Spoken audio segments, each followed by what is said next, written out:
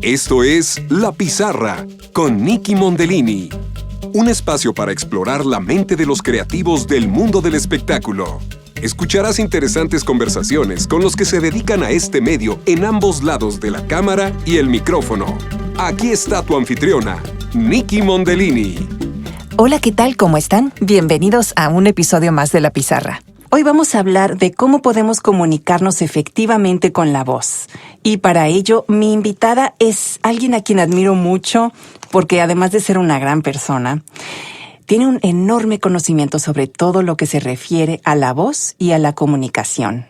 Me refiero a la doctora Emma Rodero, quien actualmente es directora del Media Psychology Lab en la Universidad Pompeu Fabra en Barcelona, y también tiene un doctorado en psicología, maestría en patología de la voz y también en psicología de la cognición y la comunicación. Ya les dije que no hay nadie que sepa más de la voz que Emma.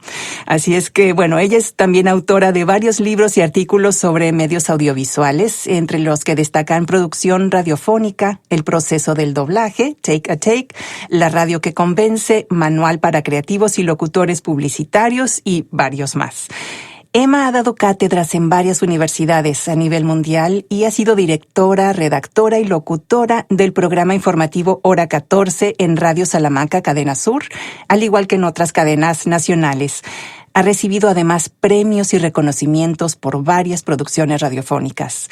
También tiene una plática es una plática TED Talk, la cual les recomiendo ampliamente, y es titulada Persuade con tu voz, estrategias para sonar creíble. Así es que, bueno, tiene más de 2 millones de vistas en YouTube. Realmente no se la pueden perder. Emma, bienvenida al podcast. Muchísimas gracias por conectarte desde Barcelona. Muchísimas gracias a ti por invitarme y por poder estar y acompañaros en este ratito hablando de este tema tan apasionante que es la voz. Y qué tan apasionante es. A mí me encanta cada vez, mientras más trabajo como locutora, mientras más géneros de locución investigo y abordo en mi trabajo, más me gusta este trabajo y además me gusta mucho el tipo de conferencias que tú has dado. He tenido la gran fortuna de participar en una de ellas en Voice Over Atlanta y me llamó mucho la manera en cómo tú describes. Empiezas por darnos el conocimiento de cómo son las cuerdas vocales, ¿no? ¿Cuál es ese conocimiento que nos falta tener como locutores, que muchas veces ni cuidamos siquiera nuestra voz, pero esa manera de comunicarnos efectivamente, ¿por dónde debemos empezar? Yo siempre aconsejo, como tú bien decías, conocer el instrumento, porque a veces es muy difícil poder manejar algo, cualquier aparato que tengamos que manejar en el día a día, sin llegar a conocer, pues eso, cuál es su funcionamiento, ¿no?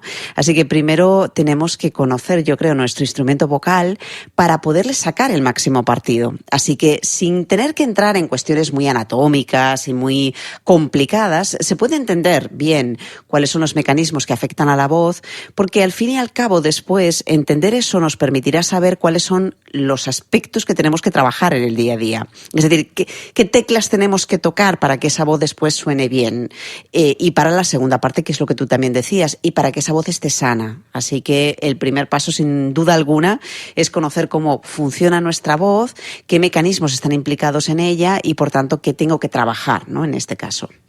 Claro, y también un poco según el tono que le queremos dar, ¿no? Bueno, y con tono a lo mejor estoy empleando el término equivocado, pero me refiero un poco a la emotividad. Hay veces que, por ejemplo, una narración debe ser, digamos, de tono más serio, ¿no? Es una cosa informativa, por ejemplo, tipo documental, algo así. Entonces nuestra voz no puede ser algo muy chillante, ¿no? Tiene que tener una calidad invitante y que tampoco ponga a dormir a las personas, ¿no? Exactamente. Bueno, yo siempre aquí diferencio dos partes, ¿no? Que quizá en la práctica, evidentemente, estas dos partes no tienen sentido porque es todo un uno la voz, ¿no? Pero teóricamente sí que me ayuda para entrenar a locutores y actores y a gente que habla en público. Sí que ayuda a entender que una cosa es el instrumento y otra cosa es cómo manejo ese instrumento. Es decir, que una cosa es la voz como tal, si quieres, la guitarra que yo toco, y otra cosa es la canción que yo toco. Entonces, ahora tú te estabas refiriendo no al instrumento, que tengo que afinar al principio, o sea, esa guitarra que yo voy a afinar, que yo voy a colocar, que puede ser mejor o peor, que puede ser de buena calidad o que a lo mejor tiene una cuerda rota y entonces ahí tenemos que tal. Esto es la guitarra, esto es el instrumento, eso es la voz. Y otra forma o otra cosa diferente es cómo yo voy a tocar esa guitarra.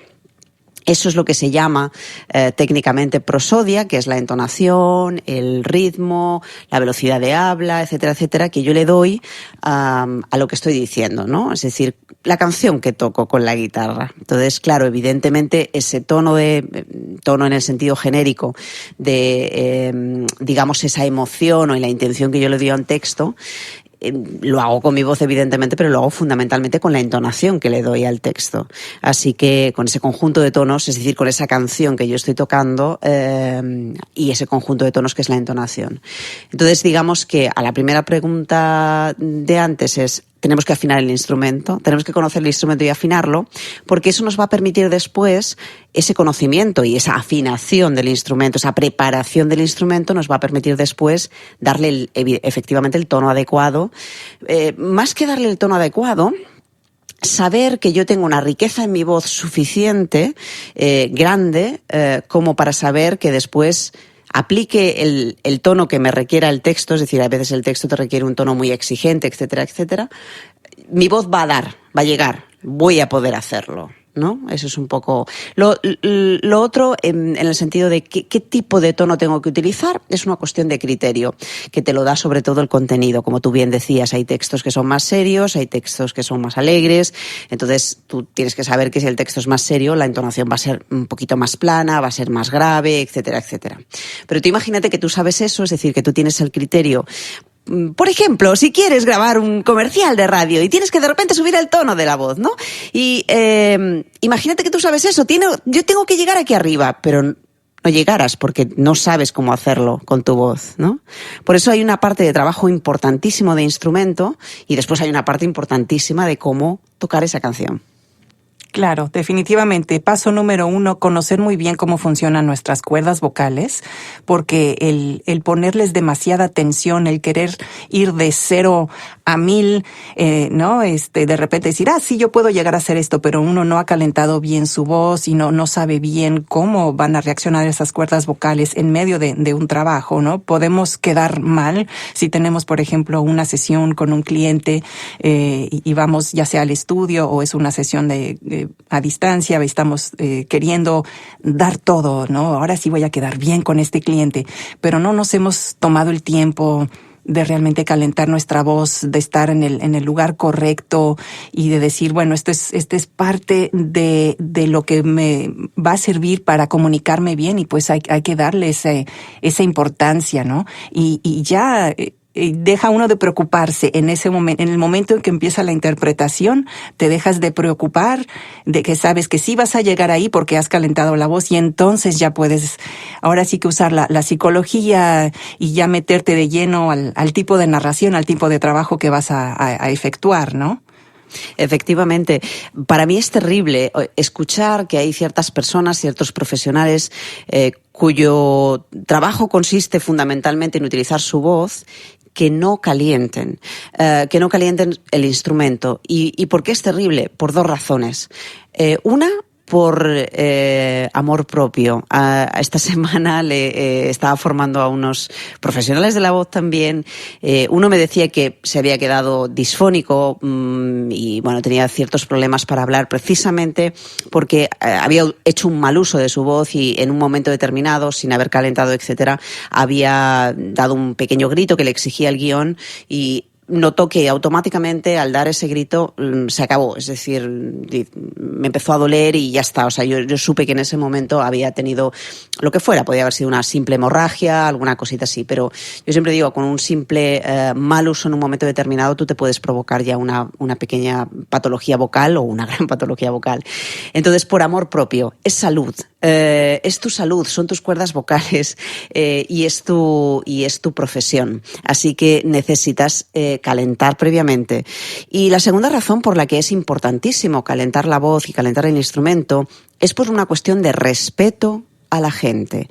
Es decir, si tú eres un buen profesional, tú lo que no puedes hacer es llegar al estudio a calentar.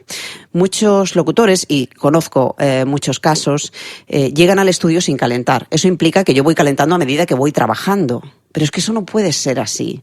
Es como si, no sé, un corredor dijera, no, esperen antes que... Cuando suena el disparo de la carrera, dice, no, espera un momento. No, al una del disparo que tengo que calentar, tengo que hacer una vuelta de calentamiento. Claro, no. Y el problema de eso, sobre todo, por ejemplo, eso lo notamos mucho en los audiolibros. Es que, vale... ¿Qué capítulo me ha coincidido? ¿Qué capítulo estoy escuchando? ¿El capítulo donde calentó o donde no calentó? Porque el locutor empezó a locutar a las 10 de la mañana. En el primer capítulo, evidentemente, va fatal. ¿Por qué? Porque no ha calentado y se oye fatal la voz. En el segundo ya vamos entrando en tal y el tercero ya vamos bien. Es decir, hemos calentado a lo largo del trabajo. Y eso lo sabe mucha gente. Es decir, tú notas rápidamente cuando tú has llegado al momento óptimo en el que tu voz está sonando bien, en el que estás pronunciando bien, en el que no te cuesta, digamos, articular, etcétera, etcétera. Ese es el momento clave. Pero ese momento clave lo tienes que hacer en tu casa. Es decir, es que es tu trabajo, Dios mío, de mi vida, ¿no? Perdonadme que lo diga así, pero yo me llevo muchas veces las manos a la cabeza por eso y sobre todo, insisto, es una cuestión de profesionalidad y de respeto a la gente. Los trabajos tienen que estar hechos y no hacer perder el tiempo a la gente en los estudios. Tú tienes que llegar en plenas condiciones, con tu voz de forma óptima, insisto, para no hacer perder el tiempo a nadie, por respeto a la gente, para que tus trabajos se escuchen siempre de la misma manera, con una voz óptima y no en uno, pues que aquel día, bueno, dicen, es que aquel día estaba yo cansado, es que aquel día tenía yo ciertos... No. ¿Usted es un profesional de la voz o no? ¿Usted sabe qué hacer con esto o no? Porque entonces, si depende del día que usted tenga, tenemos un grave problema aquí. Así que 2 razones. Salud y, o sea, amor propio, salud y respeto a la audiencia. Claro, a la audiencia, definitivo. Esa preparación para la voz pudiera también empezar desde la noche anterior, ¿no? Por ejemplo, no comer muchos lácteos, descansar bien, tomar mucha agua, ¿no? Porque probablemente sea la voz el reflejo no solamente de lo que hiciste y de cómo calentaste en la mañana, sino de cómo trataste ese aparato, cómo calentaste o trataste tu cuerpo en los días anteriores a un trabajo, por ejemplo, de un audiolibro, como estás diciendo, ¿no? Que es de un rendimiento, ¿no? Es como un maratón de la voz. Sí, cuando es digamos, el requerimiento máximo, yo podría decir ahora mismo en la locución, ¿no? Sobre todo por la larga duración. Efectivamente, o sea, si tú eres un profesional de la voz, tú tienes que cuidar la voz no el día que vas a locutar algo más largo, sino cada día, porque no pretenderás que, bueno, que si la sometes a un descuido o digamos no tienes una buena higiene vocal, no sé, imagínate 2-3 días a la semana, pues no puedes pretender que el cuarto esté maravillosamente bien. No, a la voz le afectan tantas y tantas cosas que si tú eres un locutor, es decir, si tú te dedicas como profesional de la voz, digo, si tú eres locutor como si eres profesor, yo también doy clases a muchos profesores, maestros de escuela, que trabajan con niños, imagínate también el requerimiento que tienen. Hay muchísima gente que tiene este requerimiento y yo siempre digo, esto es todos los días, es decir, insisto, a la voz le afecta muchas cosas. Le afecta, como bien decías, mucho el que tú no descanses, por tanto dormir al menos 8 horas es clave y es vital. La voz tiene que descansar. Y eso es importante. No puedes ser una persona que estés continuamente saliendo por ahí, hablando y no callar nunca. No puede ser. Después de un trabajo y de un día intenso de trabajo tienes que estar calladita un ratito. Tienes que mantener periodos de calma y por tanto tienes que dejarla descansar. Es como si tú me dijeras, voy a correr los 100 metros lisos, ¿vale? Y entonces me paso todo el día corriendo y cuando llego a casa me pongo a dar saltos. No, cuando llegues a casa pones la pierna en el sofá y la dejas descansar, ¿no? Pues cuando llegues a casa pones tu voz en el sofá y la dejas descansar. Porque si no, insisto, sigue trabajando. Ella sigue trabajando. Entonces, necesitamos, pues eso, saber que no podemos hablar mucho, saber que tienes que tener un chip en la cabeza que haga que tú no puedes gritar, no puedes ir por la calle dando voces. No, si tienes niños pequeños tienes que tener mucho cuidado también, porque, insisto, a una mala voz también vas a tener un problema. Es decir, que tú ya tienes que tener ciertos hábitos en tu vida incorporados que son siempre así. Beber mucha agua, hidratar la voz constantemente. Eso, es decir, hay toda una serie de pautas de higiene vocal que tienes que seguir no el día que vas a trabajar, digamos, más intensamente, sino cada día. Claro, claro. Y lo mismo va para los actores en teatro, por ejemplo, ¿no? Que son personajes donde hay un requerimiento vocal muy extenuante. Comentabas lo de los gritos, por ejemplo, y puede ser que sea de una intensidad impresionante, y hay veces que son 2 funciones seguidas y la voz tiene que dar, ¿no? Y entonces se ha hablado mucho, se ha visto, bueno, yo he visto mucho, me ha sucedido también en ocasiones estar teniendo que dar función con un dolor bárbaro de garganta, ¿no? Y ¿qué haces? Bueno, pues tratar de no hablar durante el día, pero sí, hay una serie de cosas que puede hacer uno, además de ese calentamiento vocal, pero conocer muy bien cómo ya en la práctica, qué técnicas hay para lograr esos tonos o esos gritos, aunque ya esté caliente la voz, pero para no lastimarse con la repetición, ¿no? Constante, esa doble función y esas 3-4 funciones a la semana, por ejemplo. Efectivamente. Bueno, para mí una cosa básica es que cualquier profesional de la voz tiene que tener una buena técnica vocal, es decir, tiene que haber hecho un curso de técnica vocal. La técnica vocal no implica solamente los tonos o no implica las cuerdas vocales. Cuando decíamos al principio hay que conocer el instrumento, claro, la gente focaliza en las cuerdas vocales, pero las cuerdas vocales no es el único mecanismo que afecta a tu voz. Es más, el 80% de las patologías de voz se producen por una incorrecta no fonación, por una incorrecta respiración. Es decir, claro, que no se trata de solo de las cuerdas vocales, se trata de que hay 3 mecanismos implicados en la voz: el respiratorio, el fonatorio y el articulatorio. Y los 3 tienen que funcionar bien, porque si uno de los 2 falla o tenemos problemas en uno de ellos, tú estabas refiriéndote solo al fonatorio, pero pueden ser problemas respiratorios y pueden ser problemas articulatorios, con lo cual todos tienen que funcionar al mismo tiempo. Una persona, un actor, una actriz, un locutor, un profesor debería haber hecho un curso de técnica vocal donde le hayan enseñado a respirar de forma diafragmática, donde le hayan enseñado coordinación fonorrespiratoria, es decir, cómo coordinar la respiración diafragmática con el habla, donde por tanto, el apoyo fundamental de la voz está en la respiración, está en el diafragma, por tanto, necesitamos aprender a hacer funcionar de manera correcta ese sistema. Después, que le hayan enseñado a manejar los tonos, que haya una riqueza tonal importante, ¿no? Y también hay un trabajo ahí, pues con un piano se suele trabajar para extender tonos, ¿no? Y después el mecanismo resonador y articulatorio. Hay que aprender a dónde colocar la voz, cómo colocar la voz, para que la resonancia sea la óptima, y por tanto eso es esencial, imagínate, para un actor o una actriz. Es esencial la resonancia para proyectar la voz. Y el fuelle y el sustento lo tiene en la respiración. Los actores y las actrices, no sé allí, pero al menos en España, la carrera de actor o actriz aquí de interpretación sí que tienen técnica vocal. Es decir, los actores y las actrices aquí en España sí que están en ese sentido, creo, bien preparados, porque todos pasan por esa técnica vocal. Es decir, hay unas asignaturas dedicadas a lo que estoy comentando ahora, con lo cual es un poquito más sencillo. En el caso de los locutores me preocupa más, porque los locutores no han recibido esa formación. La mayoría de ellos, en líneas generales, por lo que vemos, no han hecho. Y los que lo han hecho lo hacen porque ellos quieren, es decir, les apetece, quiero decir, un día alguien les dijo, oye, esto es importante, o tienen problemas ya de voz, comienzan a detectar que tienen problemas de voz y entonces dijeron, bueno, pues yo por mi cuenta voy a hacer un curso de técnica vocal. Por eso, insisto, la primera cuestión que antes de hacer nada con tu voz es haz un curso de técnica vocal, es decir, aprende a manejar el instrumento, y aprender a manejar el instrumento implica saber respirar de manera diafragmática, hacer esa respiración coordinada con el habla, porque respirar de manera diafragmática sin más no sirve. Alguien siempre me dice, es que yo hago yoga y yo sé cómo respirar. Bien, pero una cosa es respirar y ya está, y otra cosa es respirar hablando. Y tú tienes que respirar hablando, y eso significa que hay que hacer esa coordinación fonorrespiratoria. No es sencillo, pero una vez que se aprende, lo tienes para toda la vida y tienes el apoyo suficiente. Si no, las cuerdas vocales sufrirán mucho y al final tendremos una patología vocal porque les estás dando un sobreesfuerzo, ¿no?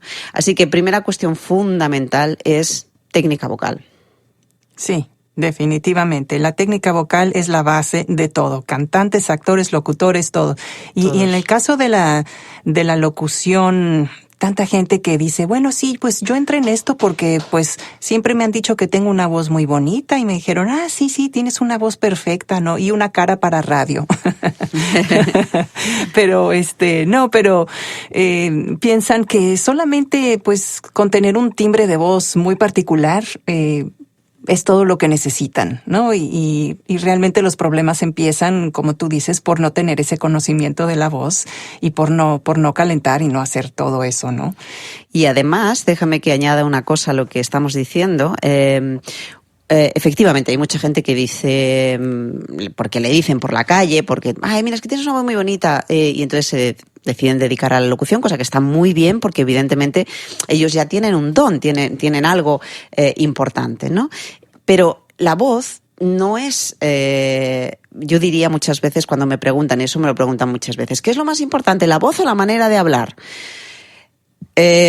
Bueno, pues yo siempre digo la manera de hablar, no la voz. La voz, es decir, tú puedes tener, esto es fácil de entender, tú puedes tener una magnífica voz y no saber tocar una canción. O sea, tú puedes tener una magnífica guitarra y no saber tocar una canción. Yo tengo muchísimos alumnos que tienen magníficas voces, pero cuando tú les dices, lee este texto, desastre total. Desastre total porque una cosa es tener un buen sonido en la voz y otra cosa es saber manejar ese sonido en función del requerimiento del texto, en función de lo que te está pidiendo. Y ya te digo, ya si es interpretativo ya ni te lo explico, porque hay que saber interpretación. No se trata simplemente de abrir la boca y hablar. Entonces, cuidado con eso, está muy bien, ellos tienen un ganado muy importante, es decir, claro, evidentemente si tienes una voz grave y resonante, perfecto, pero necesitas formación exactamente igual. Necesitas formación para lo que estábamos hablando, que es para tu propia, para no tener una patología vocal, es decir, para después que esa voz esté bien cuidada y bien tal, por tanto técnica vocal, pero en segundo lugar necesitas saber tocar la canción, y saber tocar la canción es saber de entonación, de interpretación, etcétera, etcétera. Con lo cual hay dos aspectos claves en la formación. Una es la técnica vocal dedicada al instrumento y la segunda, después de eso, es el dar ese sonido a la voz, es decir, en lo que es la prosodia, trabajar la entonación, trabajar el ritmo, trabajar la manera de hablar. Claro. Comentabas, yo me acuerdo en la conferencia que nos diste en Voice Over Atlanta, muy interesante, sobre los grupos tonales. Uh-huh. Entonces, eso me parece que algo muy importante que se debe tomar en cuenta, porque eso te va a romper la monotonía en una narración, ¿no? Es como una cierta musicalidad que hay que tener, pero al mismo tiempo con la intención puesta en el tipo de narración que se está haciendo, ¿no?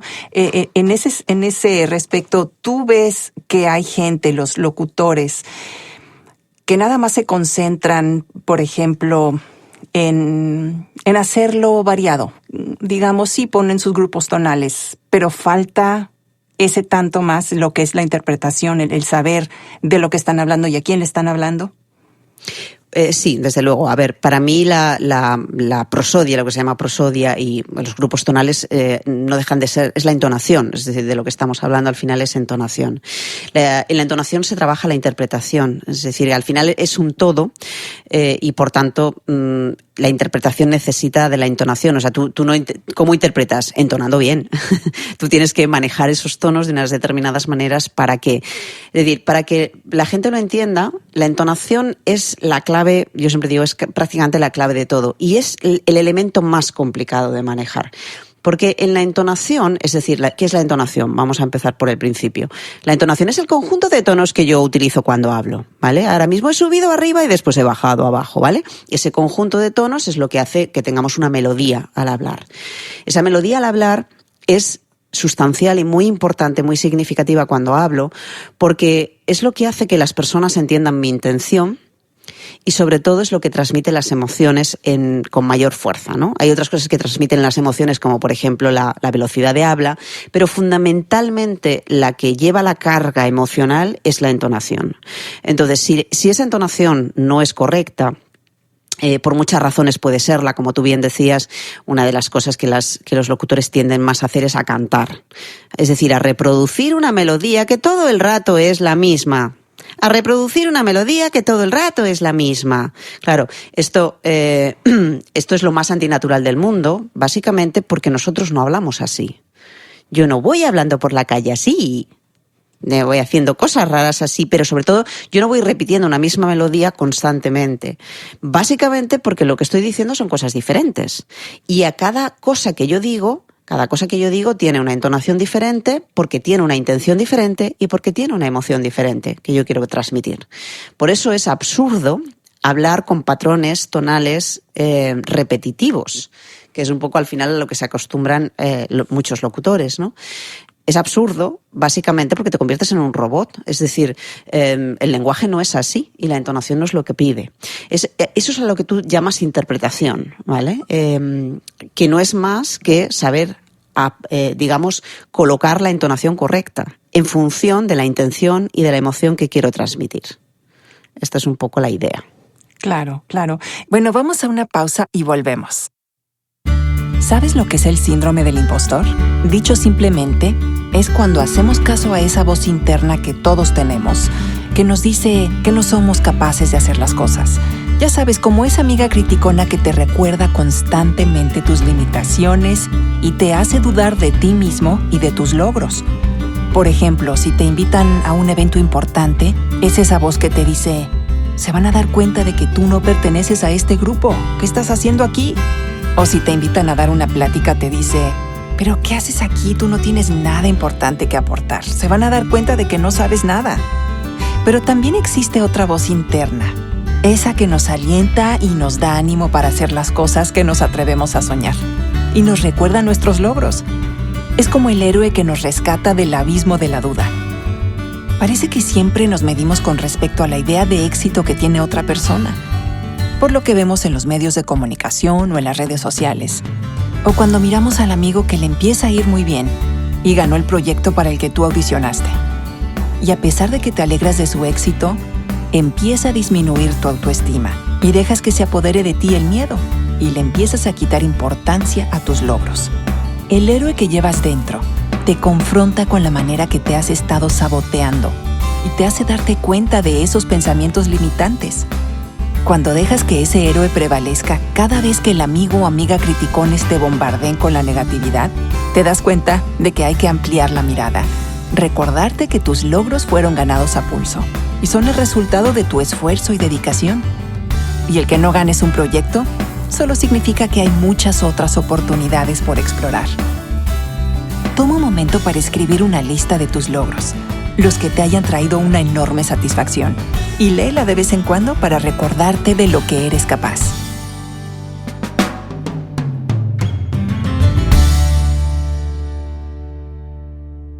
Regresamos. Emma, ¿nos puedes hablar un poco acerca del trabajo de investigación que están haciendo? Me parece muy interesante cómo pueden medir las reacciones biológicas de la gente según lo que escuchan, según, por ejemplo, en la publicidad o simplemente cómo se les habla, ¿no? Exactamente. ¿Nos puedes hablar un poquito acerca de eso? Pues sí, bueno, tenemos varios estudios sobre eso, pero sí, es verdad, lo que hacemos en el laboratorio es medir la respuesta fisiológica de las personas cuando escuchan distintos tipos de voces o distintas maneras de hablar, ¿no? Que entonces, pues muchas veces, sobre todo trabajamos con publicidad, porque la publicidad es muy sencillita en el sentido de que son mensajes breves donde, bueno, pues puedes probar muchas cosas, ¿no? Entonces lo que hacemos es básicamente saber cuáles son las voces más efectivas y cuáles son las maneras más efectivas de hablar para enganchar a la gente, es decir, para mantener la atención del público y para que la gente recuerde más lo que estás diciendo, que evidentemente en una publicidad es fundamental, porque si la gente no recuerda a la marca, pues no tenemos nada. Así que sí, es un poco esto es lo que hacemos, ¿no? Y ahí, bueno, pues a lo largo de los años sí que hemos ido comprobando. Ahora estamos a punto de sacar un estudio, los resultados de un estudio sobre audiolibros, Y los resultados en cuanto al tipo de voz son siempre un poco los mismos, ¿no? A la gente le gustan las voces graves y eso es lo que más provoca una reacción fisiológica. Hay otro resultado interesante que nosotros siempre conseguimos, que son las vocecitas. Las vocecitas a la gente le encantan. Y en el momento en que tú, pues cambias una voz, tú cambias la voz y la gente de repente tiene una respuesta emocional brutal. O sea, eso llama mucho la atención, ¿no? Entonces, nosotros esto lo hemos probado con historias, con audiolibros ahora, y bueno, pues es una buena idea. Es decir, si tú estás escribiendo un guión para una historia o estás, locutando un audiolibro y hay un personajillo, cambia la voz, cámbiala, porque ahí es una renovación de atención. La gente se despierta y le hace gracia. Es decir, hay una reacción emocional, ¿no? Con lo cual, pero fíjate que es algo tan humano como que si muchos de los que nos están escuchando le cuentan cuentos a sus hijos, es que lo hacen, es que tú lo haces sin querer. O sea, tú le vas a contar el cuento al niño y aparece un oso y tú no vas a decir, y el oso dijo, hola, ¿qué tal? No, hombre, el oso dijo, hola, ¿qué tal? Bueno, pues es que tiene sentido común, que ya lo hacemos nosotros normalmente, ¿no? Bueno, pues eso implica una respuesta fisiológica importante en la gente. Y eso lo sabemos.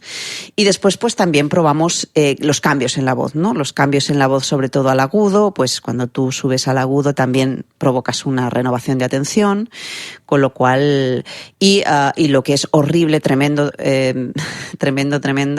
es la repetición. Es decir, cuando tú tienes patrones tonales repetitivos, como de lo que estábamos hablando, es decir, la típica cancioncita de los locutores, este típico sonido de venga, todo para arriba, todo animado y todo de la misma manera, esto cansa muchísimo. Es decir, llama la atención un poco al principio, porque evidentemente es un poco exagerado, ¿no? Si quieres, esas subidas de tono, etcétera. Pero lo que hemos descubierto es que la gente se cansa muchísimo con eso, muchísimo. Entonces, deja de provocar rápidamente, o sea, todos los parámetros caen de una manera bastante importante.